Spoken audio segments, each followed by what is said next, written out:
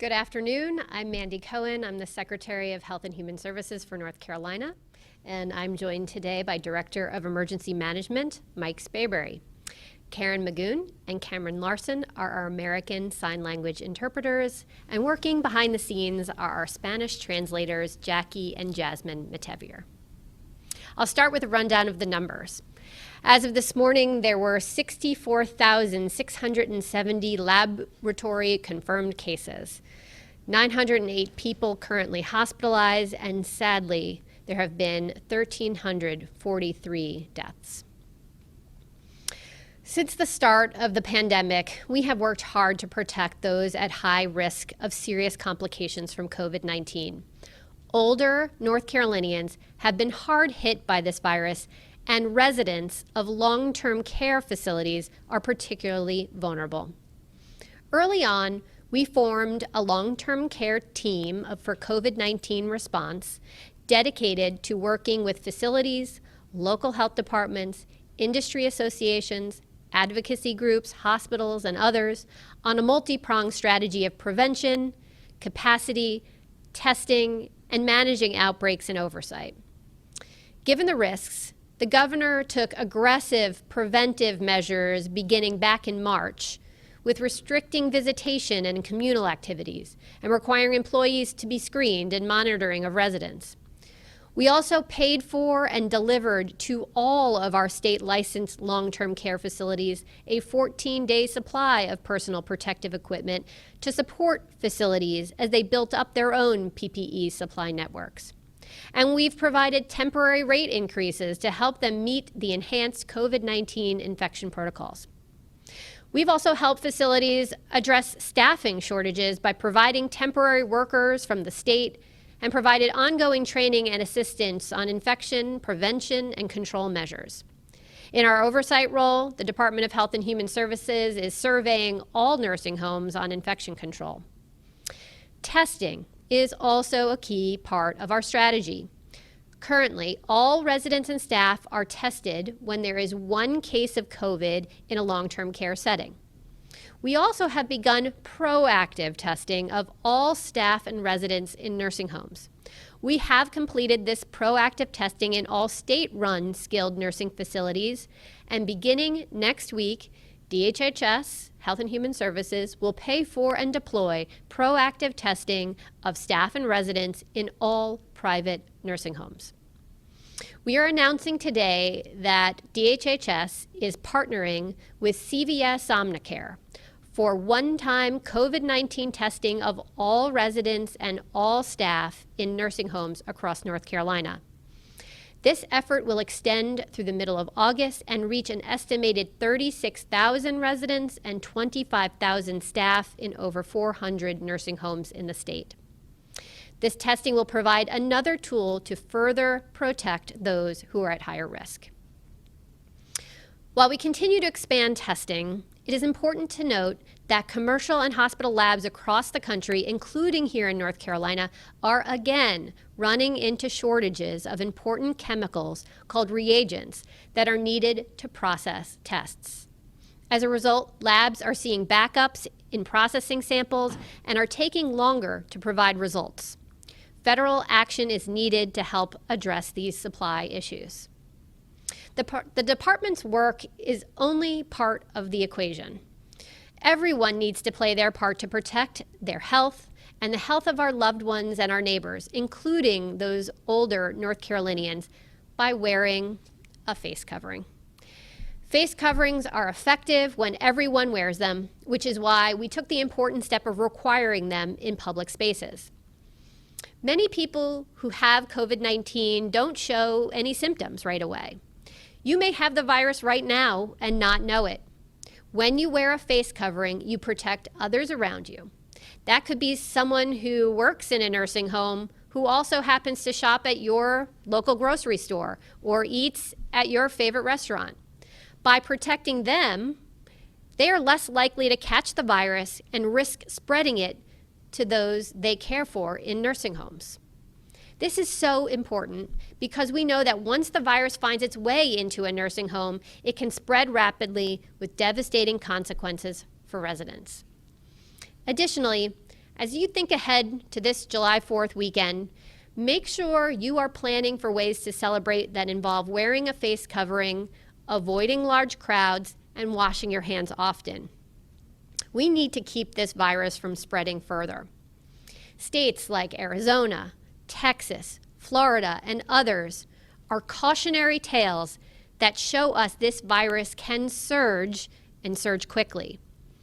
Our measured approach here in North Carolina is helping to protect all North Carolinians. We don't want to go backwards, and we won't need to if we work together on the 3 W's: wear, wait, and wash. Please continue to take care of yourself and those around you. And with that, I'll turn it over to Director Mike Sprayberry. Thank you, Madam Secretary. And good afternoon. Today is day 113 of the State Emergency Operations Center's COVID-19 response. I'm taking this opportunity to thank local health directors and emergency managers. We appreciate your hard work. Since Secretary Cohen has been discussing long-term care facilities, I want to share some numbers from the PPE distribution we recently completed to more than 3,800 long-term care facilities across the state. Items provided to long-term care homes included more than 1.5 million procedural masks, 6.7 million gloves, 649,000 face shields, 607,000 shoe covers, along with supplies of hand sanitizer. Adult care homes, family care homes, nursing care homes, intermediate care facilities for individuals with intellectual disabilities, and mental health facilities received these supplies, and many told us how grateful they were to get them.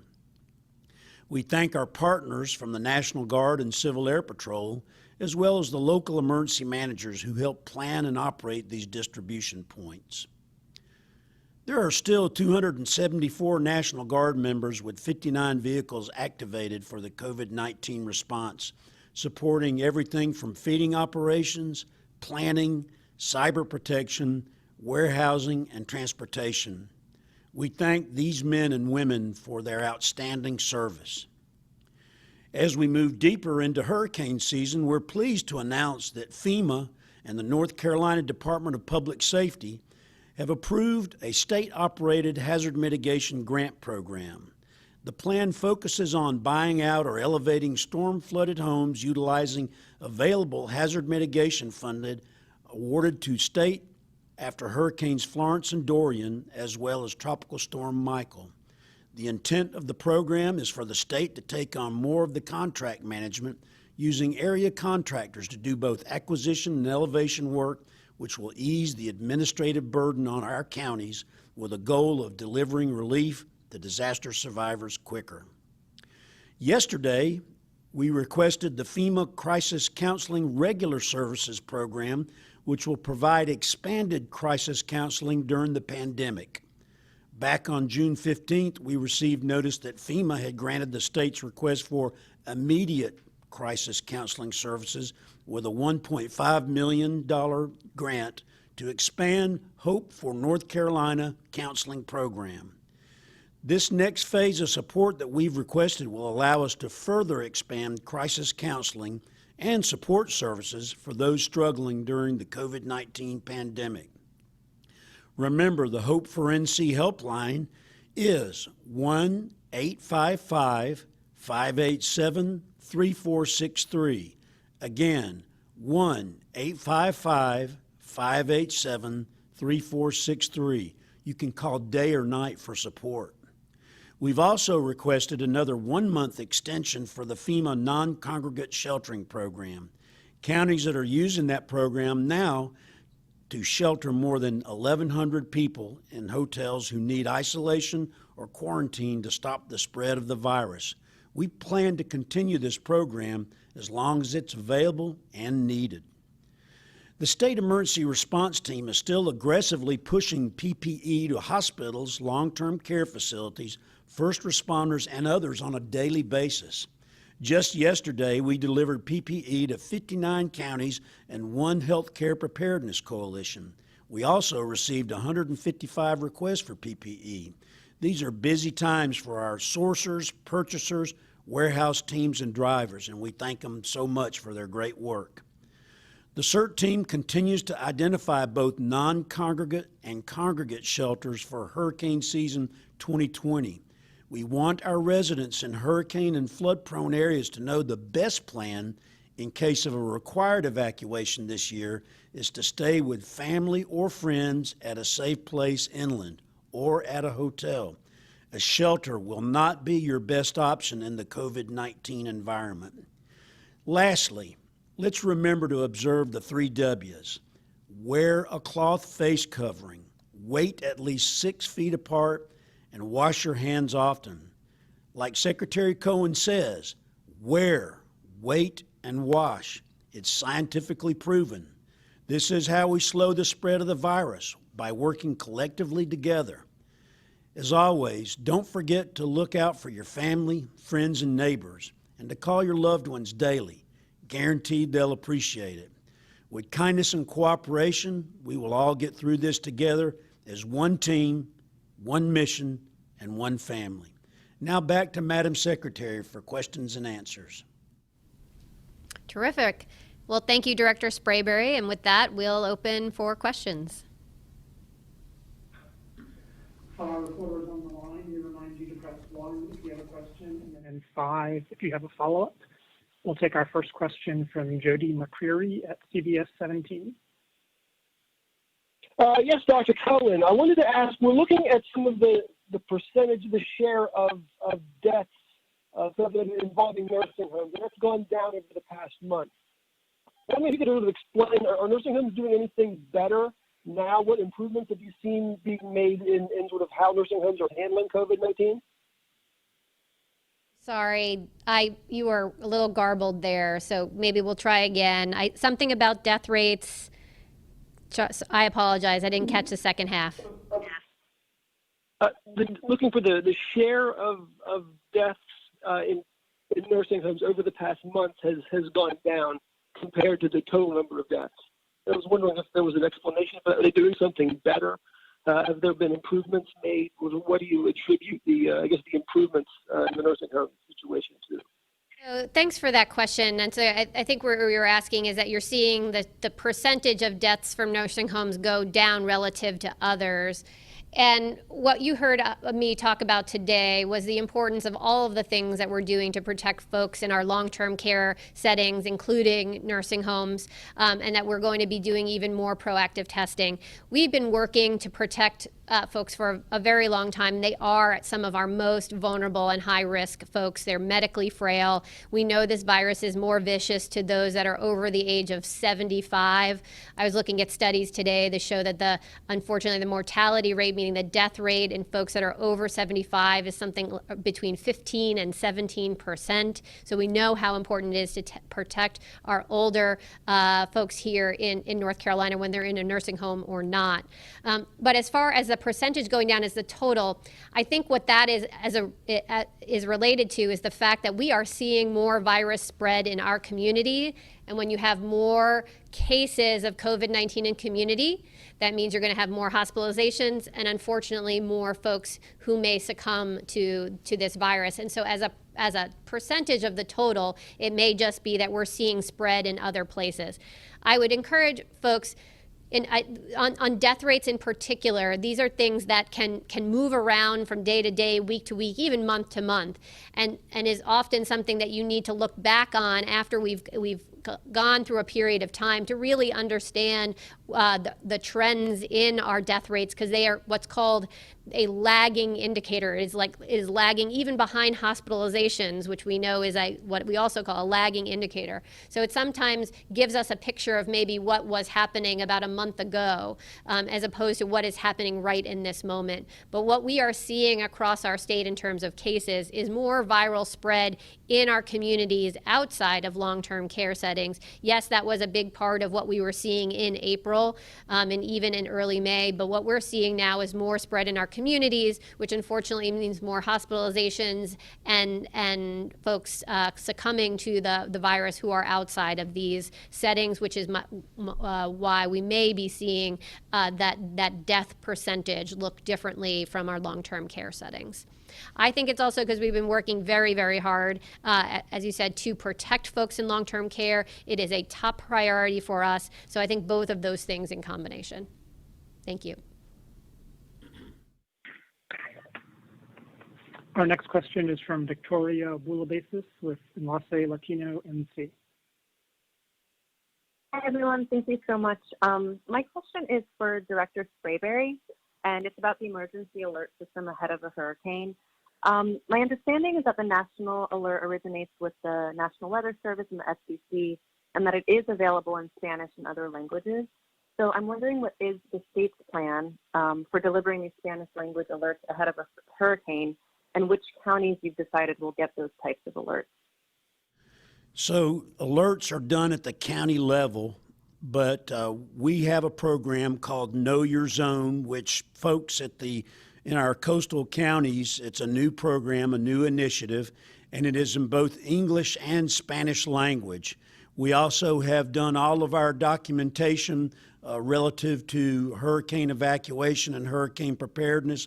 That's also in English and Spanish. And again, I can tell you that for alerts, that's normally done by the counties, and they're the ones that issue the alerts for the residents and visitors in their county, not the state. Thank you.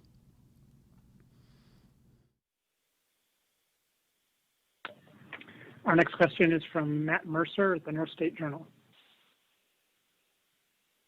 Hey, Matt Mercer, North State Journal. Thanks for taking my question.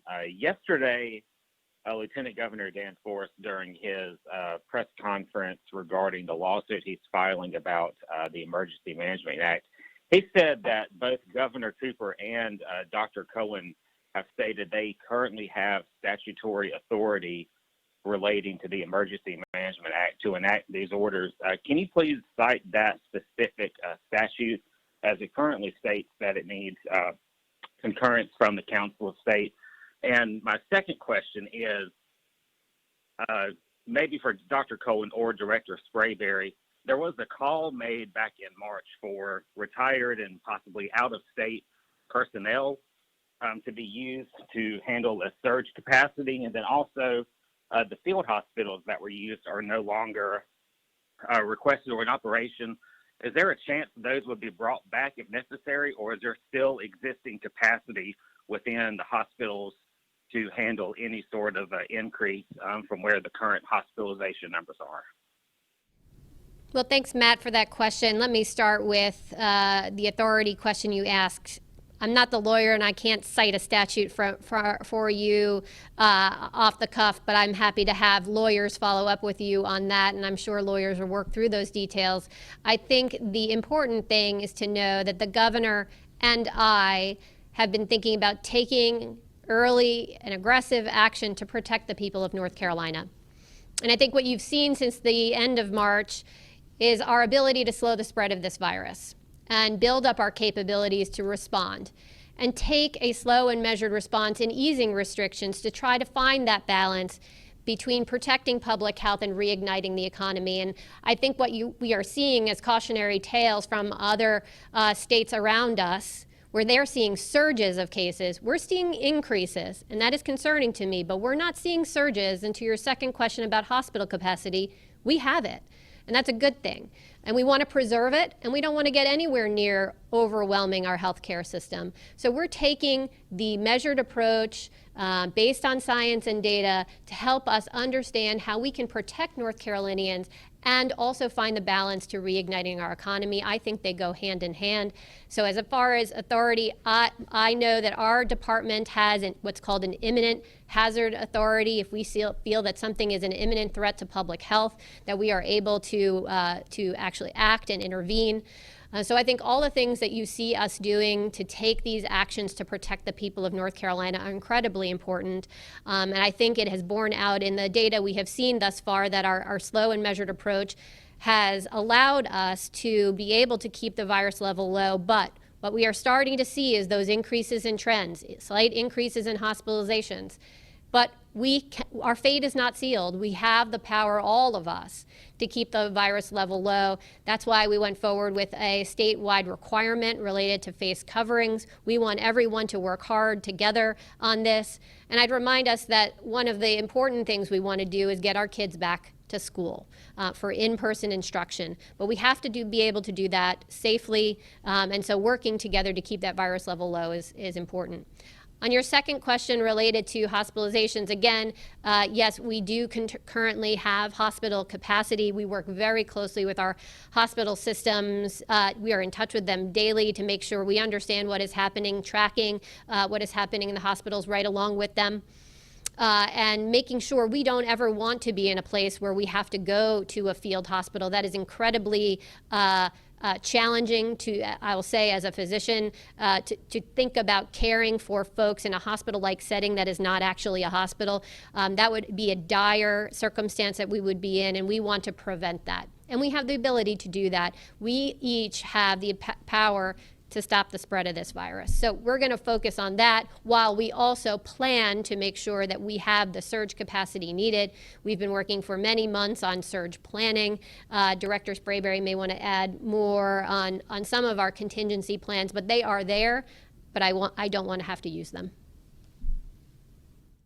So thank you, Madam Secretary. And first of all, General Statute 166A does guide us when we are going through an emergency. And one thing that I do know, while I'm not a lawyer and I can't cite every single statute within that law, I know that whenever Madam Secretary and the governor take actions under 166A, if it's appropriate, they get approval from the Council of State. And if not, then they make the decisions that are required to make sure that public safety and public health are ensured. Regarding medical surge, I want to tell you that every day we look at medical surge capability, our capacity. That's not once in a while, that's every day. And we just don't look at numbers. We get those numbers, and like Madam Secretary said, we're in discussions with the hospitals to make sure that we have a very deep and granular understanding of what those numbers mean. So right now we do have the capacity. We've also got a great state disaster medical system, which is made up of 8 state medical assistance teams. We have a mobile disaster hospital. So we have a lot of capacity out there. They're tried and true. We've used them in many different disasters. We've also basically deployed them to other states whenever they have emergencies. So these are folks that know what they're doing, so we feel pretty good about it. But that's not saying that we're taking our eye off the ball. We're watching it very carefully, very closely to make sure that we understand what our capacity is at all times, and I mean at all times. So thank you very much for those questions. Ma'am?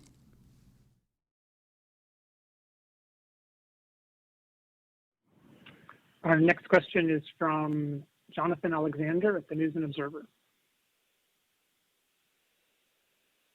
Hi, Dr. Cohen. This is Jonathan Alexander with the News and Observer. I have a couple of questions. First, about contact tracing. What percentage of people are not reporting their contacts to tracers? And in what counties are doubling times contracting, and what's the source of viral spread there? And also, what do you think is the biggest reason North Carolina has continued to see an increase in cases and hospitalizations? Is it lack of mass gatherings? Well, Jonathan, thanks for that. I'm not sure I caught the end there, but let me start with what do I think is driving. I think you asked what are the source of spread, what do we think is driving infection. So I think there are a number of places in which we see the viral spread. Mass gatherings, as you mentioned at the end, is one of those places that are at the highest risk of spreading the infection. There are also some high risk occupations that we know are sources of spread of the infection, some in the meatpacking industry, our agricultural sector, so some of our farming communities, manufacturing, construction. Those are some of the places, and we're seeing workplace spread of this virus, but it starts in those workplaces, but also then gets into the communities that those folks live in. We are also seeing spread, obviously, in some of our long-term care facilities. We post that every on our website of where those that spread is, which is why we're focused on protecting folks in our long-term care settings and why we're doing additional testing that we're announcing today. As far as contact tracing, this is work that we have been ramping up. It's something that our local health departments did before COVID-19. And I think that we have seen, similar to around the country, contact tracing is challenging. One, folks have to pick up the phone and have to be willing to work with us. And that is one of our key messages, is to pick up the phone. If you see folks are calling you from your local health department or it says NC COVID team, please pick up the phone, because folks are trying to get in touch with you to say you may have been exposed and to talk through what to do if you have had that exposure. So I think contact tracing is ramping up, and I think there is county to county variation because there are different levels of cases. In some of our counties where we're seeing higher number of cases, certainly we're trying to surge resources and people to those places, but that we still have work to do to make sure we have enough people to be able to get to all of our new cases each and every day and then make contact. But we know there's a lot of challenges to picking up the phone and wanting people to work with us. So we have to work on that communication and that trust, and we're going to continue to do that. Thank you.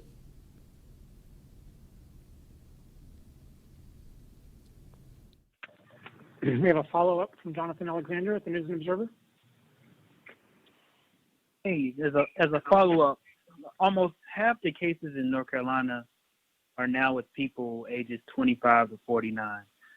Are they the new age group that we need to focus on? And what kind of messaging do you have for people that age who may not take COVID-19 seriously, nor wear a mask or go out to large gatherings? Jonathan, thanks for bringing that up. Yes, we've been talking about since over the last 2 weeks, we have seen that the majority of our new cases are in a younger cohort, age 18 to 49.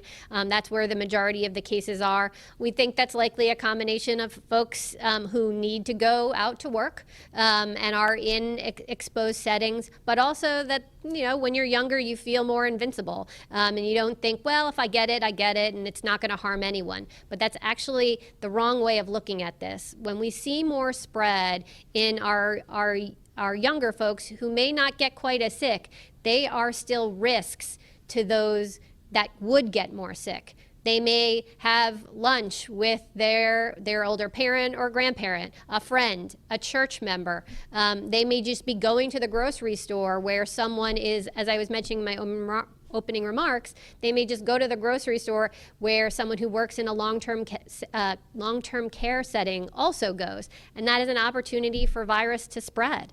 And so we're trying to help everyone understand it's not just about your own personal risk. It's about what is the risk to our community members as a whole. And what we know in North Carolina is, unfortunately, more than half of us, 51%, are either over the age of 65 or have a chronic disease that puts us at higher risk of severe illness from COVID-19. So while you may say, if I get it, I'm not likely to get too sick. The issue is, though, you may give it to others. And that's why we all have to work together here. It's why face coverings are so important. We know that we can protect each other if we do that, but we do need folks who are younger to understand not just the risks to themselves, but the risks to their friends, their family, and to the rest of their community.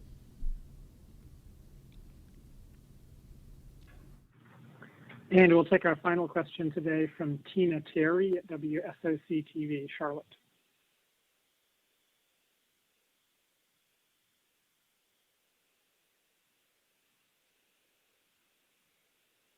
Hi, Tina, you might be on mute.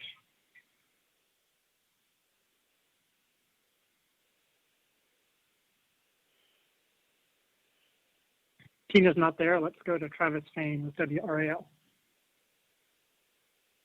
Travis of WRAL. There was a study out of Norway that's getting some attention today. They looked at people who returned to the gyms and people who didn't return to gyms over 2 weeks and did not find increased risk for transmission among the people who did return to gyms. Are you familiar with the study? Should it inform our policy on reopening gyms, particularly in areas that are not in particular hot spots in North Carolina?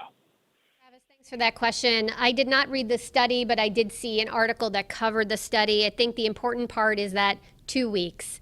So I think maybe some promising information that I want to learn more on, but 2 weeks is not enough time for us to have definitive information about how to move forward here. What we have seen is events where when you have heavy breathing, whether it's singing, shouting, or heavy exercising, and you have more particles dispersed from your mouth and your nose, that is how this virus spreads. And that's just how the studies continue to move forward. And what you're seeing in some of the other states who are seeing surges in their cases, like I said, we're seeing increases, which is worrisome, but they're really seeing surges. You're seeing those states walk backwards and close different activities. And the things that they close first, bars and then gyms. And I think that's because they're looking at some of the same data that we're trying to look at of what are the higher transmission activities that could be contributing to things. Now, like I said, I think that there are other things that are spreading virus here in North Carolina right now, and we need to focus on those higher risk areas as well. But we continue to see evidence that there is more viral spread with gyms. I think there are opportunities for gyms to be offering activities outside. I know that they are classes outside, equipment outside. Those are lower risk activities, right? So we want to get into a place where you could be outside and moving around. Those are what we want to focus on. So we'll still keep our eye on additional data. We know data is evolving on this. We continue to look at new data, and we'll try to incorporate that into our thinking. I'd like to see that study run for a little bit longer than 2 weeks before we integrate that into how we think about other easing of restrictions. And I would say that if we want to do further easing of restrictions in any context, that we really all need to focus on wearing a face covering, keeping this viral spread low in all of our communities. And remember, top priority is also to get our kids back to school for in-person instruction. That's a top priority as well. So, thanks for that. Okay, so I don't hear a follow-up from Travis, so I'm happy to talk more offline with you, Travis, on that one. But just want to thank everyone again. I know we'll be back tomorrow with more information. And again, wear, wait, and wash. Stay well. Thank you.